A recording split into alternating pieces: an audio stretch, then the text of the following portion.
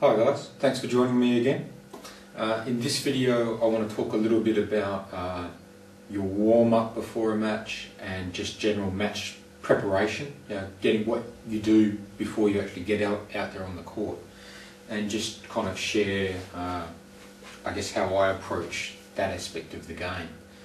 Now in this kind of topic of warming up and preparing for the match, I had to have a little bit of a think, because I had to think in terms of, well, do I tell you about what you should do, or do I tell you about what I actually really do?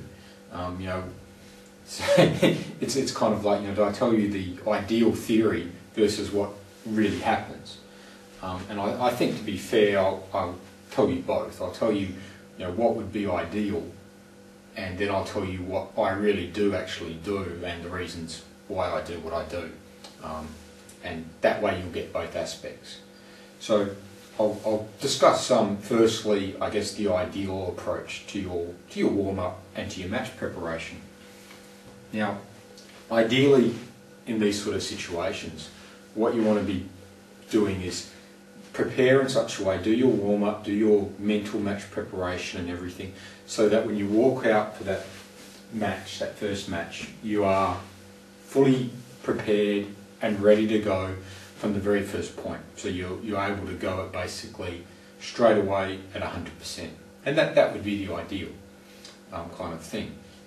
In practice, that doesn't always happen. But let's talk about, if we were going to try and achieve that, what would we do? Well, the general idea would be to make sure that your body is fully warmed up and prepared for the actual competition, for the stresses of actually playing a match. So you want to be, your whole body should be nice and warm. All your muscles will be nice and stretched out, so that you're not going to pull anything trying to play a stroke. You're not going to pull a muscle or injure yourself in any way. And we want to be mentally focused on the match, so that we're not distracted by anything else mentally. We're clear and prepared just to go on. We've got our mental plan in place, so we know what we're going to try and do when we get out on the court. And really do our 2-minute warm-up, which is not so much about really warming up, it's just getting the feel for the court, maybe, if you haven't been able to play on the court beforehand. Quick little look at your opponent, which hopefully you've scouted or had a look at before. And really, the 2-minute warm-up is just an easy chance to get rid of a few butterflies, a little bit of tension before you get into the match itself. And that would be the ideal thing. So ideally, how would that make that happen? And in the past, when I was a lot younger, sort of like in my mid-20s and a bit fitter at the time, I was going through a phase where I was quite fit. How I would do that, the idea behind it, is I would spend probably about 5 or 10 minutes running in place, jumping, skipping, just pretending you're skipping without a skipping rope, doing my footwork exercises, just shadow playing my footwork, in order to get a sweat and get a sweat up. And that would mean once I started to sweat, my body was starting to get warm. And warm enough then for me to do all my stretching exercises. So once I'd got that first sweat, I would then go in and start to stretch all my muscles, so that I wouldn't pull anything in a match. Which would mean any decent book on sort of most sports book, or any decent book on just sports medicine will have stretches. And I wasn't doing anything radical, just the usual stuff, stretch the chest, muscles, stretch the tricep, bend, stretch the legs out, all the hands. Conventional stuff, nothing really amazing there. Nothing that a quick 10-minute search on the internet won't give you a whole good list of exercises to stretch them out. So I'm not going to worry about showing you all of those. 10 minutes on Google, you'll find a nice lot of stretches. The idea was just basically to be making sure that my wrists were stretched, my ankle, everything was fluid, ready to go. Once I'd stretched for about 10 minutes, I would go back and I would make sure that I was again warm body core warm again. So I'd go back and I'd do another 5 or 10 minutes of footwork exercises if I didn't have a training partner to train against. If I did have a training partner or a practice partner, that would be the time I would go on and I would start to work my strokes. You know, chop, top spin.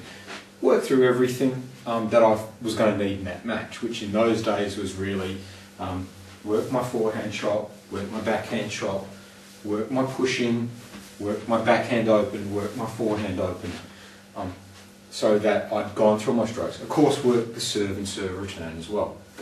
And that would be, by this stage, probably then half an hour to maybe 40 minutes, all up.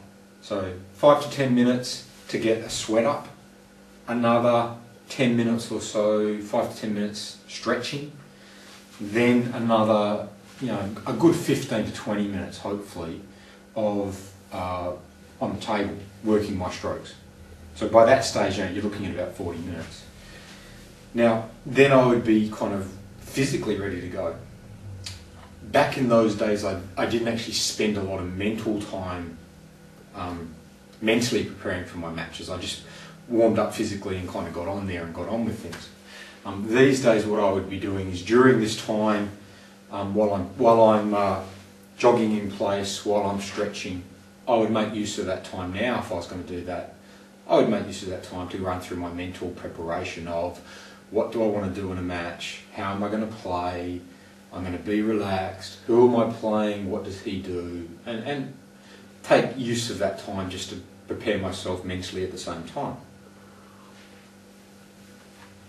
And of course, now this would be, say, my first match of the day. So you're coming from, I'm talking from basically walking in the centre and getting going. After I played that first match, in the second match, what I would then do would depend on how much of a gap between my first and second match. If I'm going straight onto my second match and I'm nice and warm, well, I don't need really to stretch. I didn't need really to do all the warming up exercises. You could just basically walk on, you'd have your knock up and go. If I had enough time, say half an hour between a match and my next match, you've got enough time to get cold or colder and start to stiffen up. And what I would then do is, depending on how cool I'm getting, I will make sure that I've got enough time to once again get warm enough to sweat, and a little bit less on the stretching. I shouldn't need so much on the stretching, but a little bit, just not quite as much. You won't need as much knock-up, provided that I'm playing okay. I probably won't need to do quite as much hitting up because I've already done that and I've played a match, so I can cut that down. My basic focus for the second match is to get my sweat, get warm, be stretched, and then ready to go, ready to play. And that was how I would essentially approach the rest of the day, is always make sure that before a match, you've sweated, you're warm enough to get a sweat, and do your stretching, and away you go. Now, that was great when I was younger and fitter, because I could physically handle that. It wouldn't matter if I played 4 matches, I could do 15 and 20 minutes before each match, warming up, making sure I got a sweat. As I got older and like where I am now, if I tried to do that now, I wouldn't have probably enough real energy to play my main match. So where I am now is quite different from the ideal. But that was the ideal. That's what, if I was young and fit, again, I'd be trying to do that. Make sure that you're always coming on court fully warm, fully stretched out so that you can't pull anything, mentally prepared, and away you go. But being now a veteran, having not quite as much fitness as I did then, I can't do that, because that amount of preparation would make me worn out before I actually played in my matches. So I have to cut corners, in essence. Ideally, it would be better to get fitter so that I could do it all. Until I'm fitter, I have to cut corners. And what I'm saying is probably a lot of you guys are in a similar situation where you can't spend all that time getting warm because you'll be too tired to actually play your games. So what can we do instead? And this is the kind of the reality of the 40-year-old versus the ideal world of a 20-year-old being able to run around all day and play. So, what my approach is now is I still want to get warm. Okay, that's still probably the most important thing for me, is to be warm. And I have to get warm as fast as possible before I lose all my energy, basically. You know? So the easiest way is I want to get warm, I want to get sweating quickly. The easiest way I do that is finding just basically some shadow stroking. So what I'll usually do is, if I've got room, I'll just do some basics. I'll grab my bat, if it's handy. If not, just doesn't matter. But I'll essentially just get down and start to stroke, move, stroke, move, stroke, move, stroke, move. And I'll do that probably about 20-30 seconds, have a 10-second break, 20-30 seconds. And I'll do that, and very soon you'll feel yourself, or at least I do, I feel myself start to sweat. And that's really what I'm after. Now, if that's not convenient, you can jog, you can run, doesn't matter. The idea is just within sort of 5 minutes or so, get a sweat going, so that you're not spending long time to get that sweat. You're getting it fast, you're getting your body warmed up fast.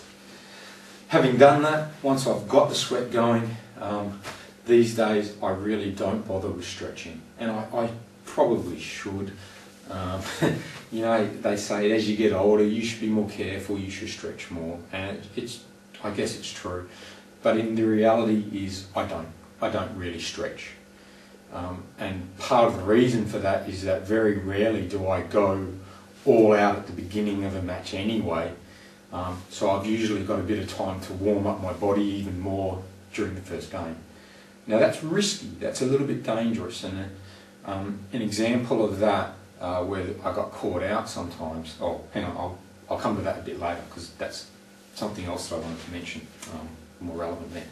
So essentially, yeah, what I'm trying to do now is really just get warm, get a sweat going, and then I don't really stretch. I'll usually, while I'm doing my warm-up, I'll be thinking a little bit about my opponent.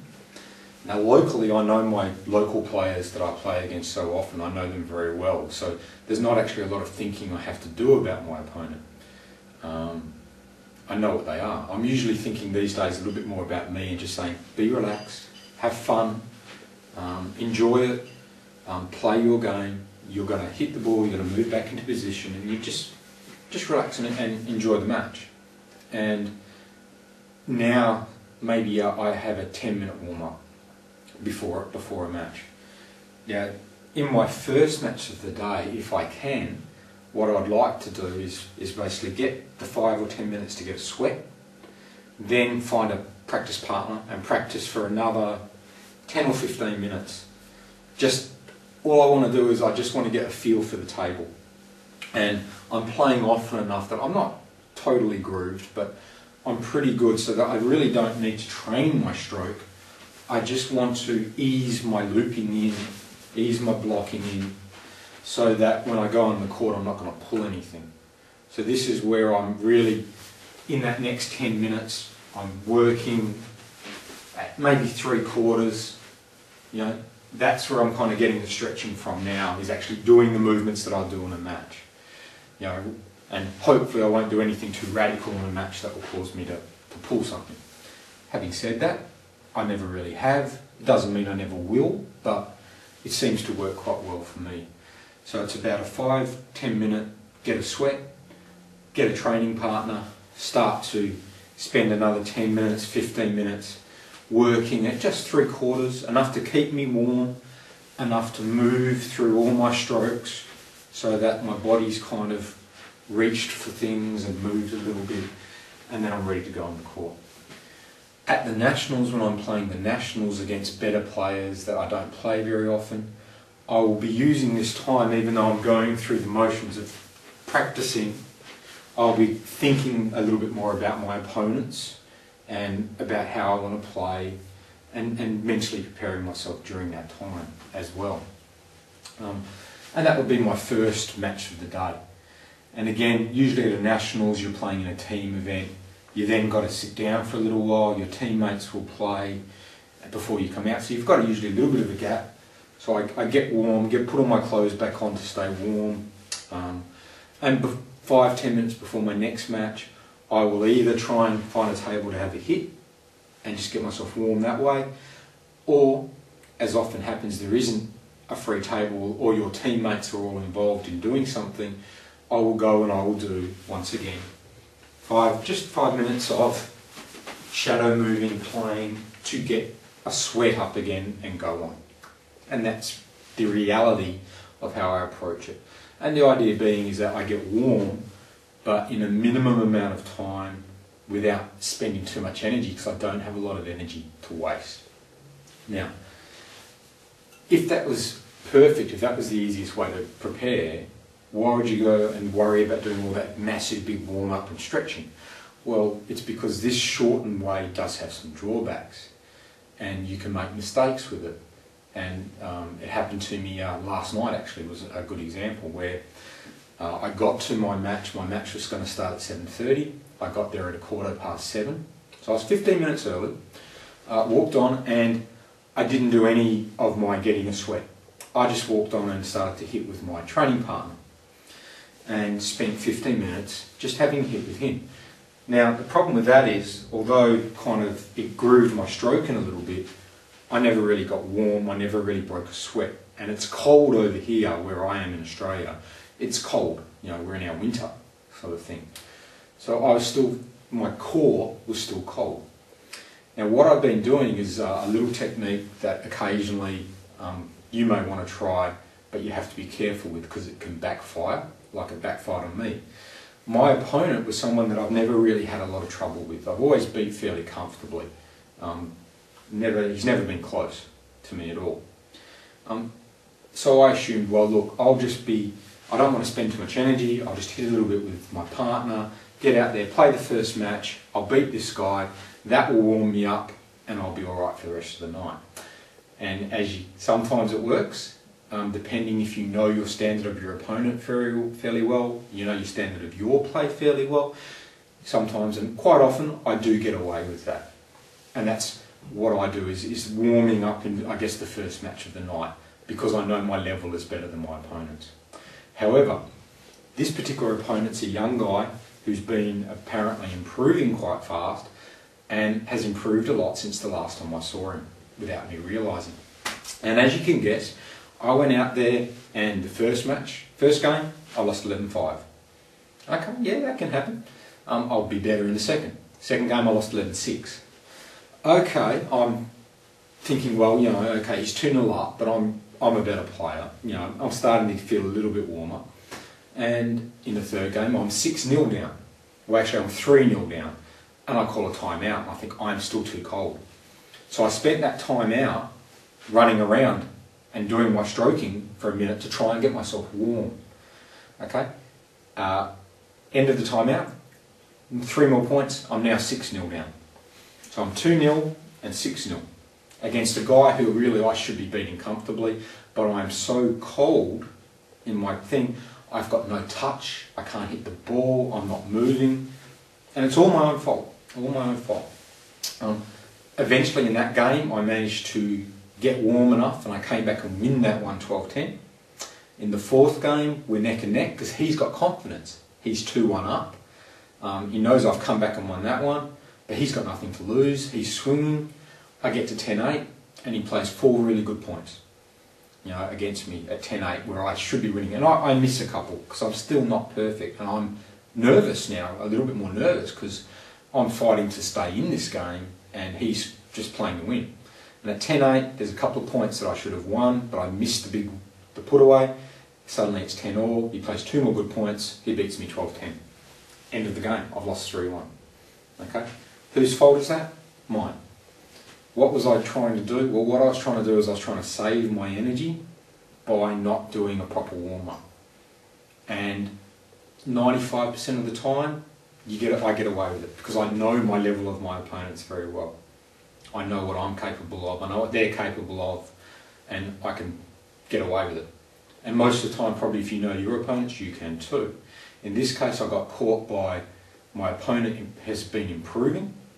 I didn't realise quite how cold I was, and by the time I finally got it going, I was under too much pressure, and what probably should have been maybe a 3-1 win to me turned into a 3-1 loss. And hey, you can only blame yourself.